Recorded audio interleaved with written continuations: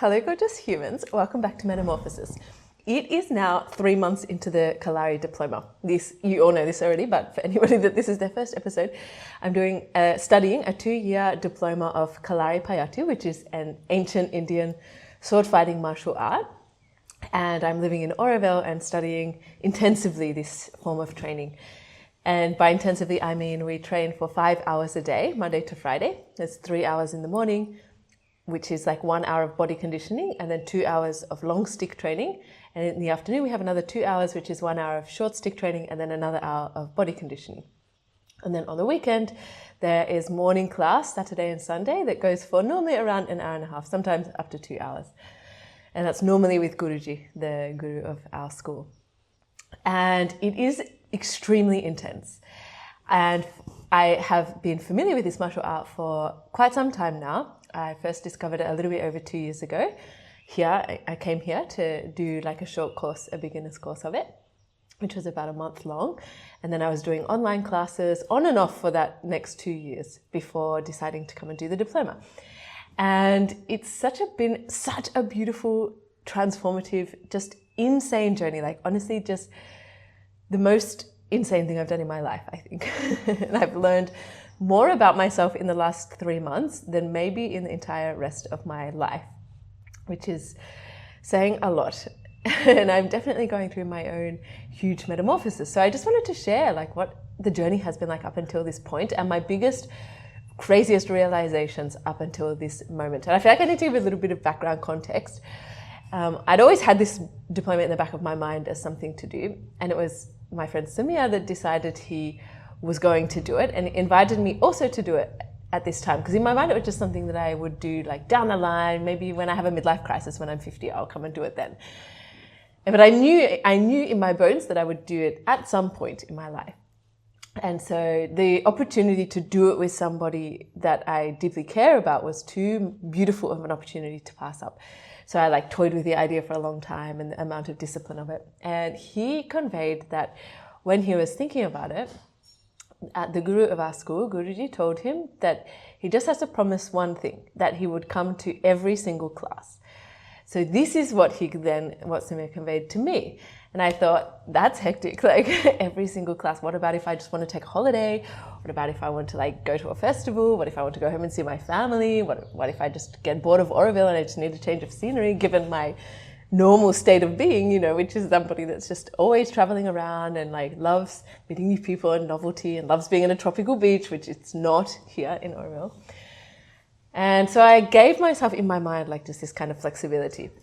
But when we actually arrived here and then thought of and then actually started, because the diploma started on the 15th of January, I did make a commitment to myself in the initiation that actually I will come to every class and just see if it's actually humanly possible for myself, for my own self. So this has nothing to do with anybody else and what anybody else in the diploma is doing, because everyone is on their own journey. Everybody's struggling with their own things. This practice is so fiery and so cleansing, and there's so much energy moving for all of us that we're all going through like various different things, which is part of the journey. So I just wanted to add that disclaimer at the start. This is my own project for myself. This is my own like experiment with myself. So I did go to every single class for this whole 3 months. And technically there were 2 days off. We had over Mahashivratri, but I still did my own practice here at home. I still did my own Kalari here. So, and all of those hours of cumulative practice, 5 hours on the week during the weekdays, and then 1.5 to 2 on the weekends, adds up to around 342 hours. I calculated it. And I just feel like what a fascinating thing to have done this whole 3 months of not missing any classes. And it's been the biggest journey into my own mind, my own brain, my own thought patterns, my own self-sabotaging patterns, my own stories. And this 3 month mark now actually is where I knew that things would start to reach some sort of form of equilibrium, because it was a huge training volume to adjust to. And I generally like maintain a relatively high level of fitness, I would say. So I was relatively well prepared in my body to start training this intensively, but it was a big adjustment process, and it's such a huge expenditure of energy that I really had to like pull back in other areas of my life where I was spending energy that I couldn't afford to spend anymore.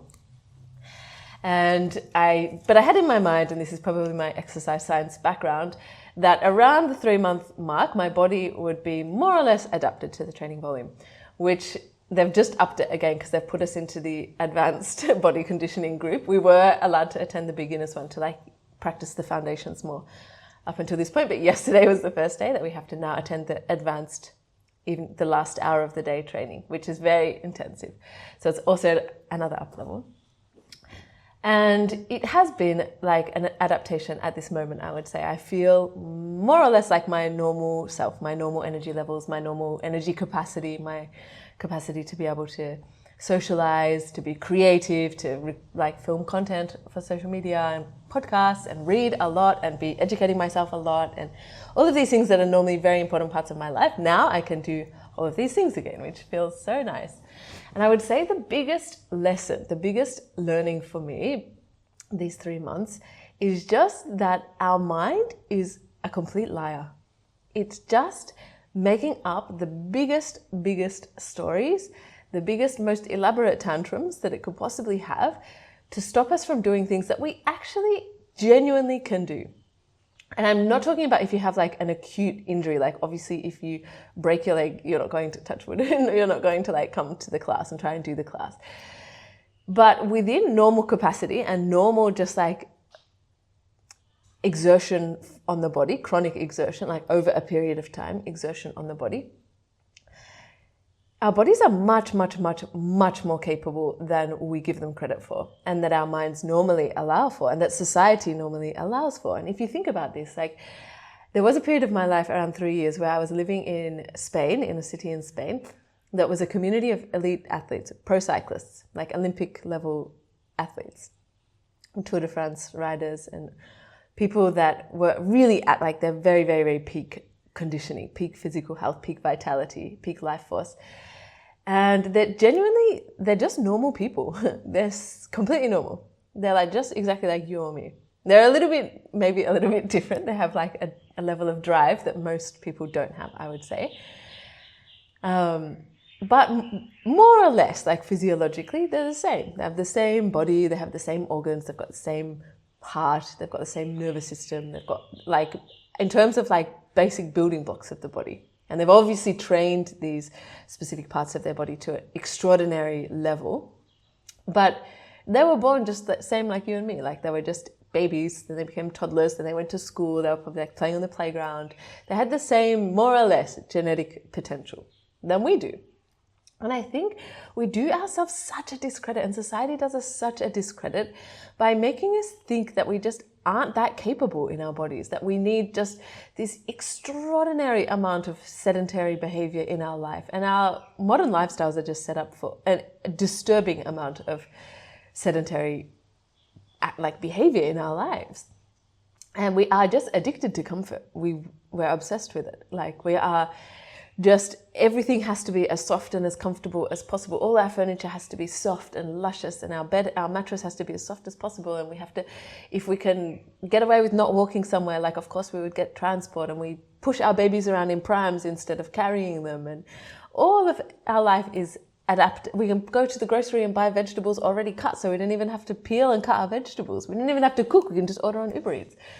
So it's this whole world and society that we live in that's just minimizing every possible opportunity of movement and functionality and challenge, exerting some sort of force on our physical bodies, and just being able to actually experience how powerful we are and how strong we are. Because at the end of the day, the only way that we can know ourselves as powerful and strong and capable is by pushing the limits of those things and actually seeing how strong you are, which in itself is uncomfortable.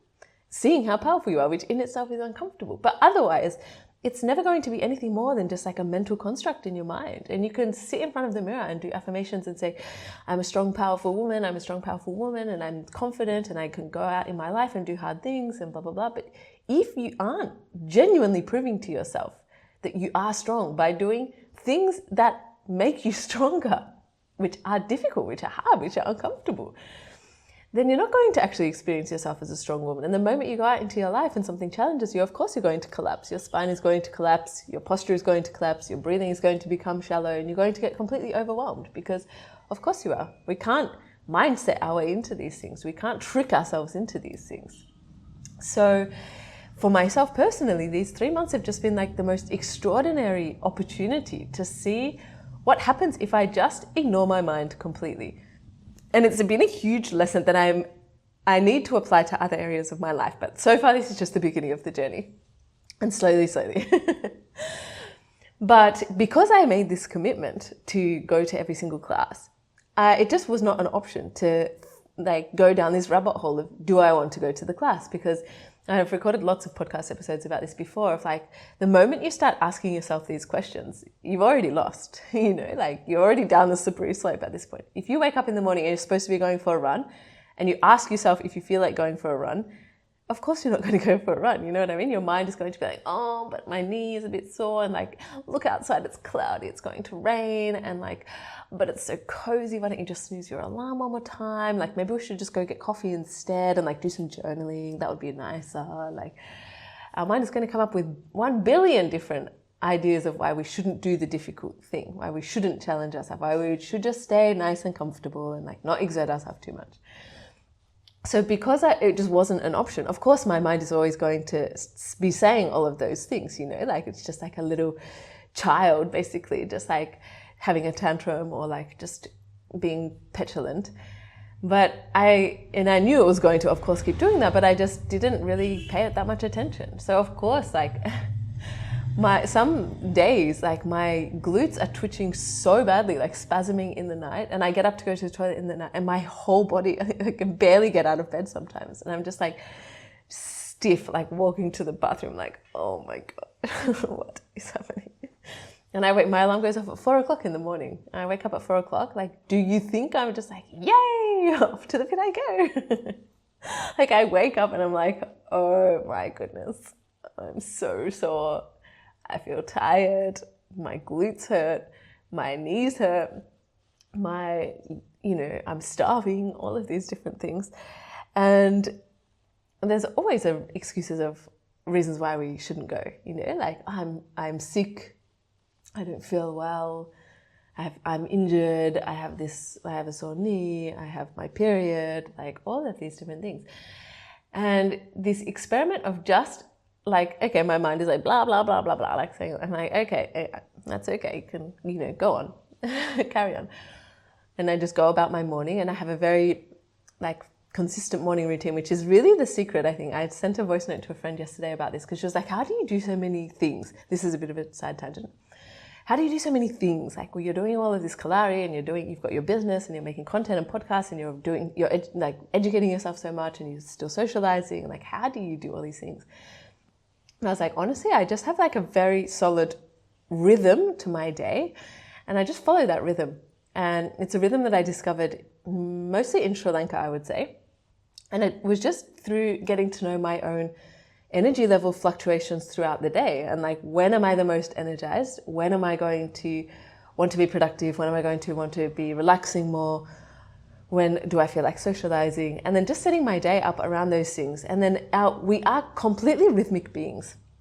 Our bodies love rhythm. Our bodies love repetition. They love repetition in our routine, in what we eat, in how we go to sleep, in the times of the day that we do different things, the times of the day that we exercise. Our bodies, all of nature is rhythmic. All of nature is operating in cycles, and we are exactly the same. So really the way to optimize this is to just find your rhythms and have them, and then just stick to them. And then your mind can be like going in the background, like, but it doesn't matter, I get up at 4. I do like a little meditation and some reading, like just very connecting into my own energy for the day for 5 minutes. And I have another alarm that goes, actually, I posted a screenshot of this on my stories, and someone was like, but why, if you don't snooze your alarm, why do you have 2 alarms?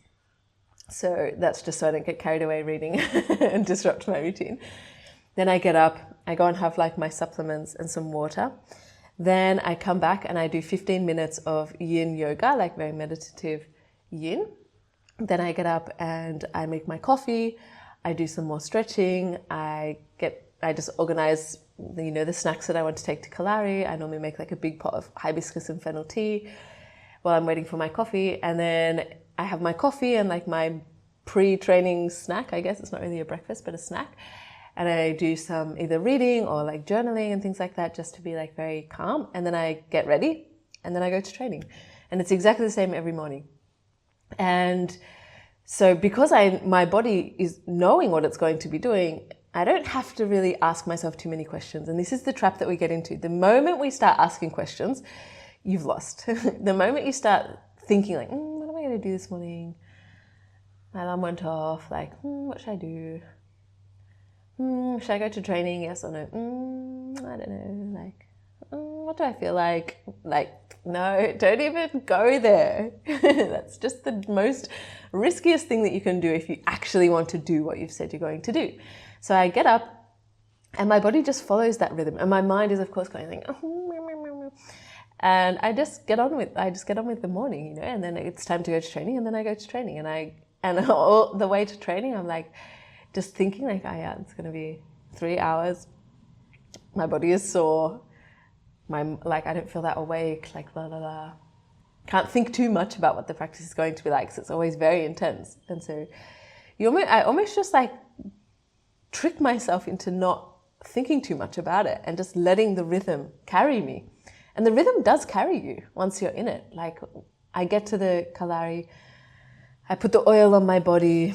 I normally help sweep the pit and put the flowers on the altar before the class starts. And then class starts, and then it is intense every morning. And the class itself follows a rhythm. So every Monday, it's a specific type of class in the morning. Every Tuesday, it's the same. Wednesday, Thursday, Friday. Today is Thursday, so we did like a very specific type of the body conditioning, which is like a sitting back movement. Tomorrow it's going to be this other part of the thing called 7 kicks, which is my favorite one. Actually, I love that Friday. It's my favorite one. And I just let the class carry me. And then after that class, I go sweep the other pit, and then it's time for the sticks training, and then, you know what I mean? So, and 100% of the time, my mind was not being accurate about what it was having a tantrum about. And of course there was fluctuations in this. Like I think I've been sick twice in this 3 months, thankfully not too sick. And it always like one person gets sick in the pit and it spreads to everybody. So everyone else had caught it. And I was one of the last ones to catch it both times. And there's almost like no point in not going to training to not give it to anyone else, because everyone's already got it anyway. And actually I feel like it helps, because it's such a heat generating practice that even if you're feverish and you're like sweating, it almost like pushes it all out of your system, like the amount of sweat and the amount of like heat that it generates.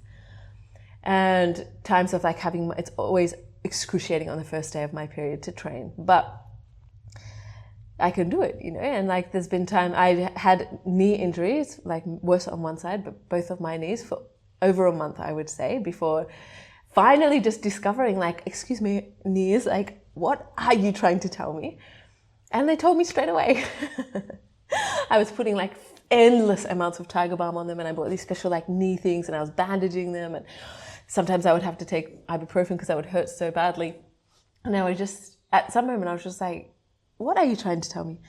And they were just like, excuse me, like, please just don't push me over 90 degrees every time, because you're doing this hundreds of times a day, and it hurts me.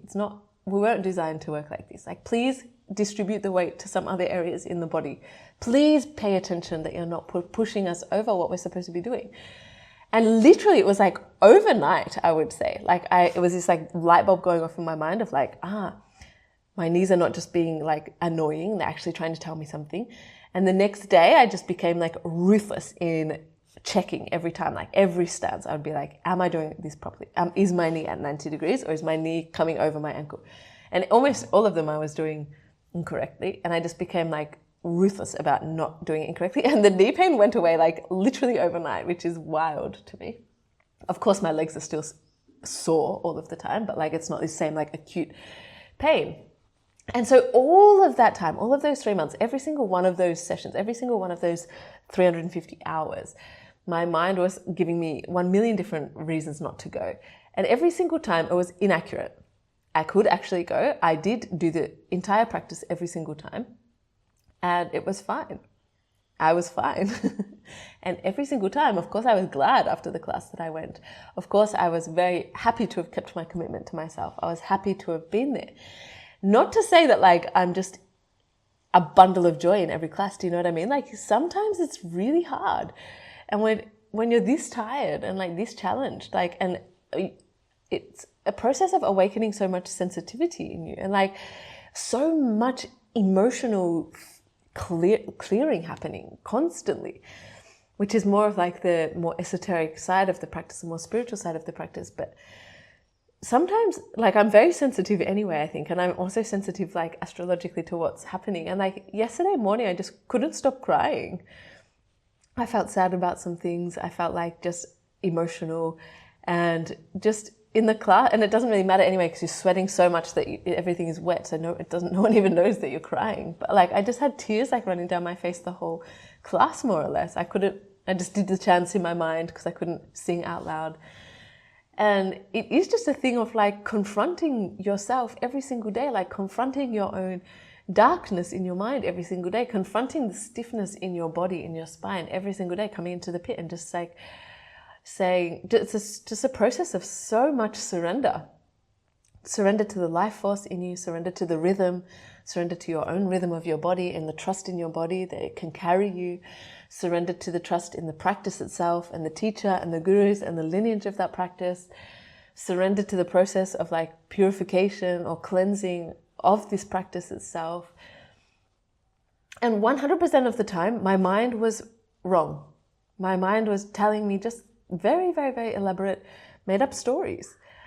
And every single time my body had the capacity, it had the wisdom, it had the energy, it had the life force, it had the dynamism, it had the strength to be able to do the class. And I just think like, if I even think back on my own life, like how many times I've just self-sabotaged myself into not doing things because I've let my mind get the better of me. I've let my mind tell the story of why I can't do things when all along my body was saying, of course I can do this. Of course we can do this. Like this is what I was made to do. I was made to hold this much energy. I was made to move like this. I was made to have this level of strength and resilience in my heart, in my nervous system, in my cardiovascular system, in my lymphatic system.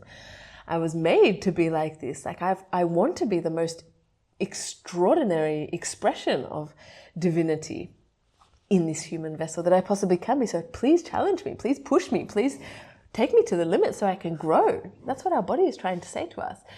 And the problem is, and this is my biggest learning for myself, is that our mind is so loud. It's so loud. And really like, we're so conditioned as a society and from an extremely young age to just completely ignore our bodies, like not listen to them at all. We were never taught to listen to them. We were taught to override them. And we're taught to intellectualize everything, from even just the process of going to school and like sitting down, being quiet and like learning things in books. And we become just, I always say this, but like just disembodied heads floating around with this cloud of like information going on around us and this cloud of like seeing things and having opinions on things and interpreting things and making stories about things and analyzing things and learning about things. And in that process, that noisy process, we don't get to listen to any of the wisdom that our body is trying to tell us because it's a much more subtle kind of communication. And this morning, the Guruji was doing, sometimes he does like a little impromptu lecture or like just a teaching after the class, which is always so beautiful. And today we're going on an excursion, actually, the whole school, to Kerala, to the sister school in Kerala on the 30th of April, which is so exciting. And he was just explaining to us there, like, it's his brother that runs the school there, and he was explaining to us like a lot of the other temples in that area. And Kerala is where Kalaripayattu originates from. It's the origin of that lineage of the practice. And he was saying like there is so much powerful energy there that you can tap into, but you will not be able to tap into it with your mind. He's like, you can only feel it with your heart, and only if you are open. And only if you're listening and looking, like not with your physical eyes, but like looking and feeling and almost yearning to feel and experience these things with other senses than just our mind and our eyes. And it was such a beautiful reminder, because I feel like I constantly need to be reminded of this. Like, how do we quiet down this noise in our mind, and our mind just constantly narrating everything, almost always incorrectly, and almost always so dramatically, and so just in a very exuberant, elaborate, inaccurate way. And how do we tune more into our body and our feelings and our ability to interact with the world around us in a different way, and our ability to sense things in our life in a different way, especially our body and our sense of aliveness and our sense of connection to divinity, which is honestly like this fascinating side quest that I'm on at the moment as well, because all of what the Guruji says in the class is based from this specific lineage of Tantra called the Tantra. And there's some specific sub-categories or sub-lineages of Tantra below that. But the whole concept of it is that this human body, this vessel of ours, is the microcosm of the macrocosm of the universe. And all of the answers to the riddles and the mysteries of the cosmos are found within us. We are the same essence. We are exactly the same essence in our bodies as the essence of the entire cosmos, the entire universe.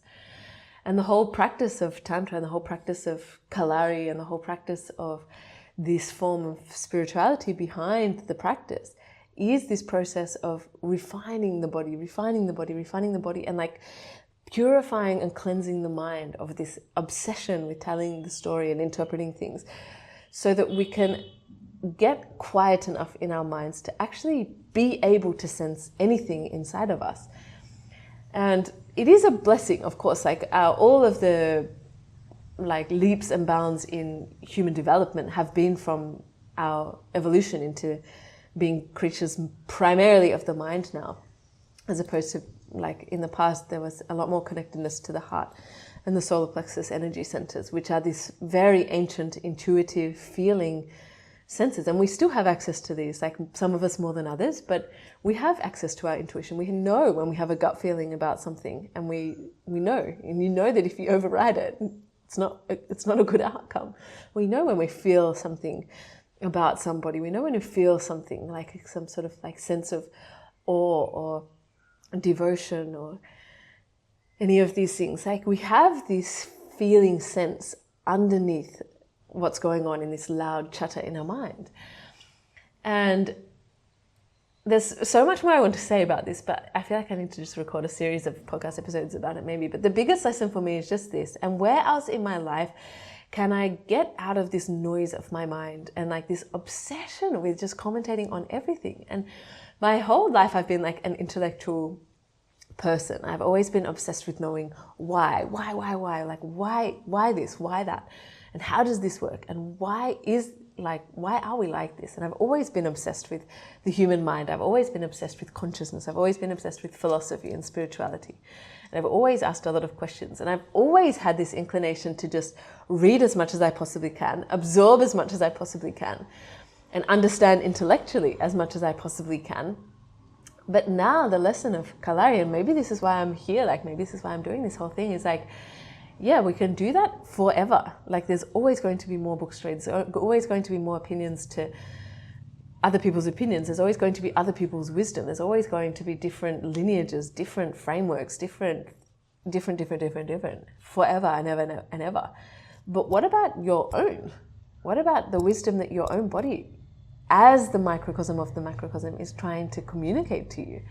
What about your own lived experience and wisdom as a completely unique soul that is coming to have a completely unique experience in this world? What about that? You know? Because you can read everyone else's ones. Like, that's interesting. I love that. But what about yours? What about mine? And how do we get quiet enough in our mind to even start to tap into that? So this has been the biggest learning for me of these 3 months of attending every single class and not having any days off and showing up no matter what, even when it's excruciating, even when it's uncomfortable, even when I am crying my way through the whole class, like even when nothing feels good about it. Just going anyway, seeing what happens. And it's the practice of refining the vessel, you know. I really trust that like we are so much more than just like a container for our brain, which we really like in our Western culture. Like our body is just, we think of it as just like a vehicle to carry our brain and our mind around, so that our brain and our mind can just look around at everything and have opinions about everything. But our body is an expression of divinity. Like Guruji said this morning, like your body is the temple. It is the temple. And there's other temples that you can go to, but they are all structured and built according to the framework of the human body. So don't go looking outside everywhere else. Don't go looking in other temples. Don't go looking in other people's temples. Come home to your own temple. All of the wisdom is in here. But you really have to decapitate yourself almost to be able to come back to the wisdom inside here, in your heart, in your solar plexus, in your gut, in your whole nervous system, in your limbs. There's so much wisdom in there. Like, trust the rhythm of it. Become a rhythmic being. Tune into the rhythms of your own self and the rhythm of life around you. And then you get just so much more freedom than what your mind will ever give you. Your mind is the smallest box you will ever be in. Our bodies are so much more expanded and beautiful than that. So that's my journey so far. I honestly cannot wait for the next 3 months, next 6 months, the next 2 years. Like, I feel like I'm also slightly terrified, but yeah, I can't wait to see what unlocks in me in this process of evolution and growth and letting go of things and refining this antenna, this divine antenna. So come and try Kalari also. You can come to some classes. Why not? Love you guys.